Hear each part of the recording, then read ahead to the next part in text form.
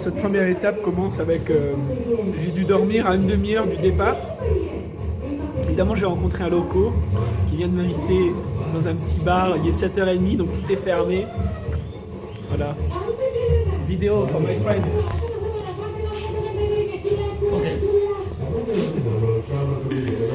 Voilà. Je me trouve dans un petit restaurant très local. Il ne parle pas anglais donc c'est compliqué. Mais je comprends qu'il veut m'inviter, qu'il a un billet dans la main, il veut me payer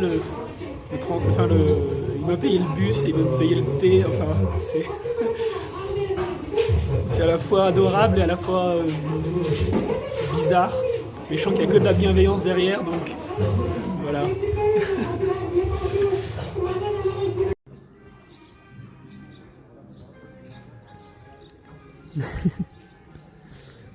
Voilà, c'est parti pour...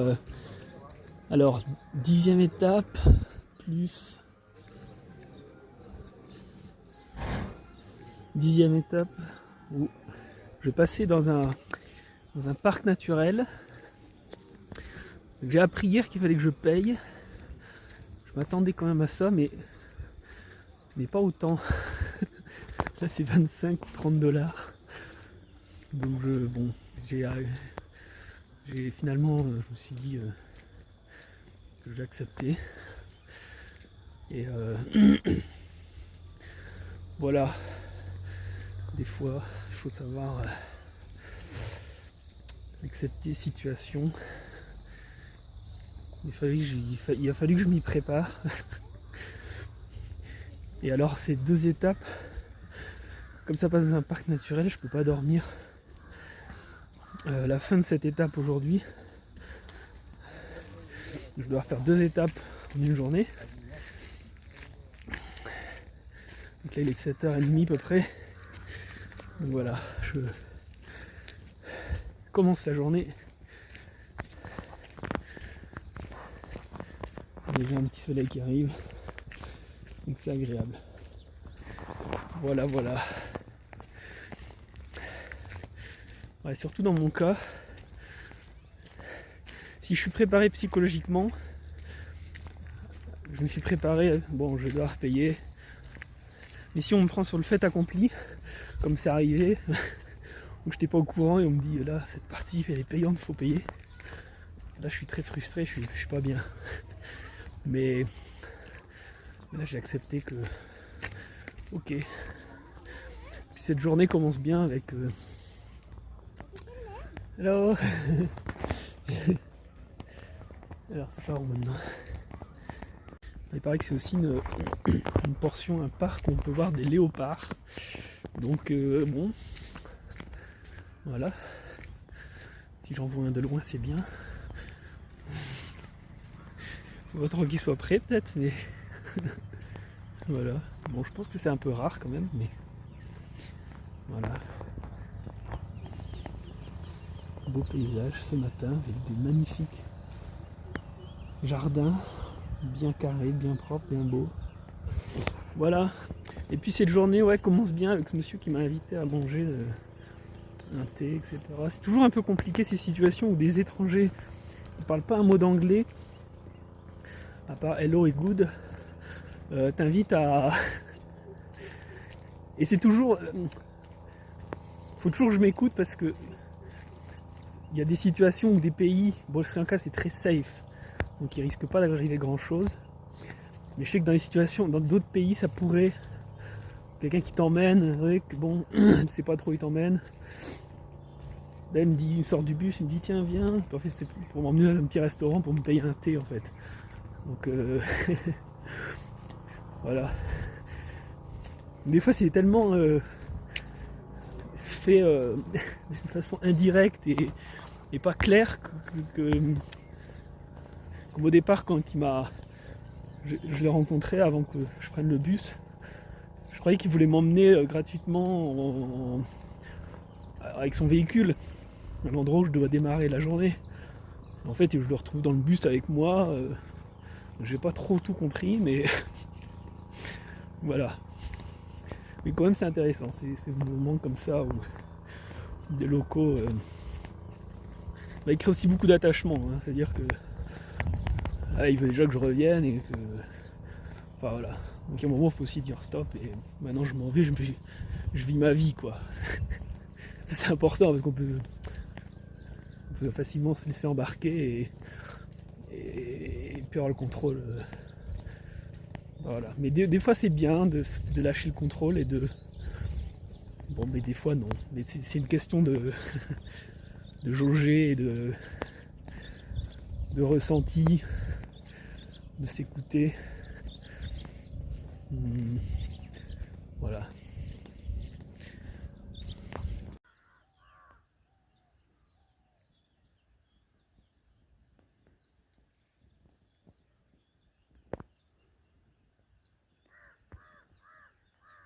Alors hier, quand je réfléchissais au parcours et j'ai étudié la chose, j'ai contacté les amis irlandais que j'ai rencontrés pour qu'ils me partagent leur expérience et tout ça, j'ai beaucoup de doutes qui sont arrivés, beaucoup de peur. Je me suis dit est-ce que je vais réussir à faire les 2 étapes en une. Ces chaussures ont été bien, mais par contre j'ai eu des cloques parce que mes orteils étaient trop rapprochés, ça frottait. Donc toutes ces pensées qui me sont arrivées. Et je vais faire cette petite vidéo pour dire que voilà, c'est toujours quand on n'est pas dans l'action que ces pensées, ces doutes arrivent, ces peurs. Et une fois qu'on a démarré, là j'ai démarré, ça y est, je suis dans le truc et il n'y a plus vraiment ces peurs et ces doutes. Parce que ça y est, je suis sur le chemin et j'ai enclenché la mécanique. J'ai enclenché la première et tout ce qui était doute et peur, etc. Comme si, ça y est, je m'étais fait confiance, j'avais osé. C'est pareil, avant de partir quelque part pour un voyage ou un truc, on perd beaucoup d'anxiété, beaucoup d'appréhension, beaucoup de comment ça va être, je sais pas, la sécurité, est-ce que je vais m'en sortir, où est-ce que je vais dormir, qu'est-ce que je vais manger, combien ça va coûter. On sait jamais rien de tout ça trop à l'avance. Puis quand on a décidé de partir de chez soi, de sortir, mettre le pied dehors, d'aller à l'aéroport et puis de prendre l'avion, tout ça, ça se dissipe.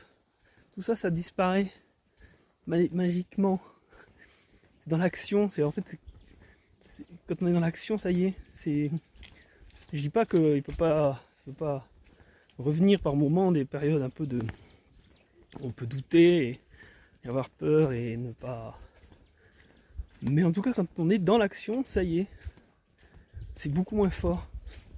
Voir ça disparaît tout à fait, parce qu'on se rend compte que il n'y a plus à anticiper trop et qu'on vit dans le moment présent, qu'on est dans.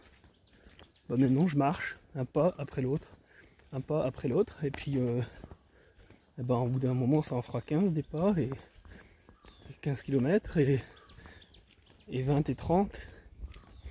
Il y a comme une foi, il y a comme une croyance forte, en tout cas ce qui s'installe en moi en me disant, comme ce matin ce monsieur qui me paye le bus, qui me paye un café, un thé, et je me dis rien peut arriver, rien peut se passer de mal quoi. Donc je me mets volontairement dans cet état de pensée, de me dire ouais c'est parfait, tout va.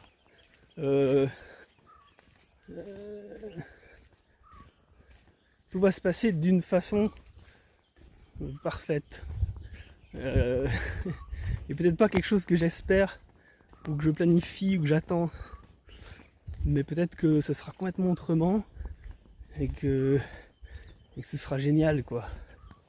Voilà. Donc je voulais juste partager ça, que voilà, une fois qu'on a osé, qu'on a passé le cap, qu'on rentre dans l'action. Alors bien sûr, parfois il faut un peu réfléchir avant, il faut un peu planifier quand même, parfois. Mais des fois on n'a pas forcément besoin, il faut juste y aller et puis les choses vont se présenter.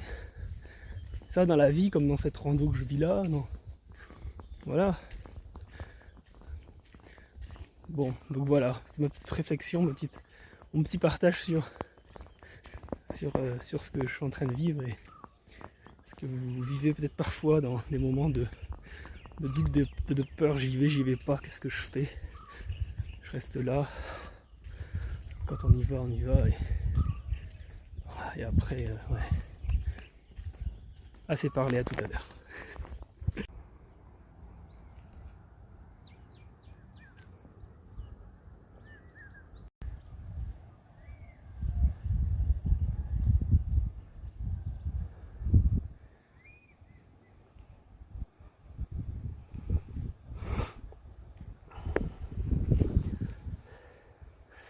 Alors apparemment ce serait pas une légende.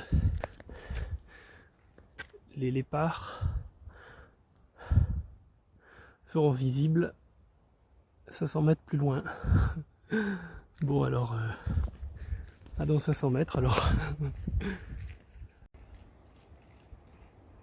Alors voilà, me voilà à l'entrée du parc Horton Plain. Et on arrive sur une végétation qui est complètement changeante, différente de ce que j'ai pu connaître avant. On est à 2000 mètres d'altitude.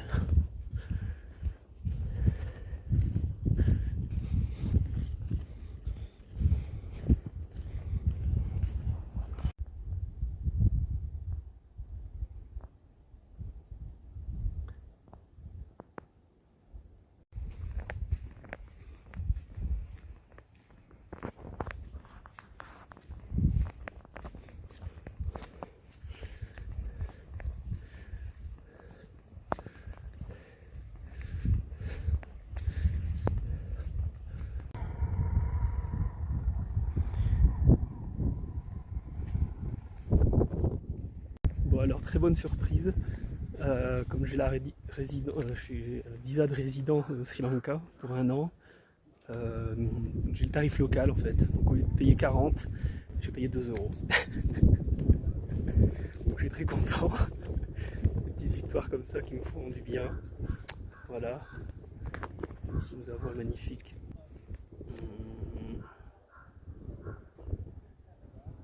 un cerf, un daim, chose comme ça, magnifique, voilà. Et qui me laisse le temps pour faire une petite pause, pour apprécier la vue qui est complètement différente de ce que j'ai pu connaître précédemment. Je vais manger cette spécialité du Sri Lanka, c'est une base de riz avec à l'intérieur du sucre et coco. Voilà, c'est sans gluten, un peu sucré mais c'est bon. Avec un plain tea, un thé noir. Voilà. Et donc là, je suis donc à la moitié du parcours. Les autres étapes, j'avais terminé ma journée. Mais là, il reste 13 km. Donc c'est pas fini. Mais je pense que tout est une question de conditionnement mental. Si on se prépare à devoir marcher 15 km, au bout de 14 km, on commence à faiblir. Et au bout de 15 km, on n'en peut plus, on est arrivé, la journée est finie. Alors que là, 14 km, je sais que c'est pas fini, il en reste 13. Je suis conditionné mentalement à ce que je sois capable de continuer ces 13 km, à en faire quasiment 30 aujourd'hui. Et je pense que ça fonctionne beaucoup comme ça. Enfin, la puissance du mental, quand on se prépare à une chose, et automatiquement on a plus de chances de réussir. Enfin, je crois ça. Et des fois, je me disais, des étapes, 15 km, je me dis, là, je pourrais pas marcher 2 de plus. En fait, si, c'est juste que je me suis pas mentalement préparé à ce que je puisse en marcher 2 de plus. Mais en fait, si. Donc, je pense que c'est un peu comme ça partout, pour tout dans la vie, quoi. Si on se prépare mentalement et on se conditionne à ce que ce soit possible, alors ça le sera. Et il y aura une réussite. C'est évident.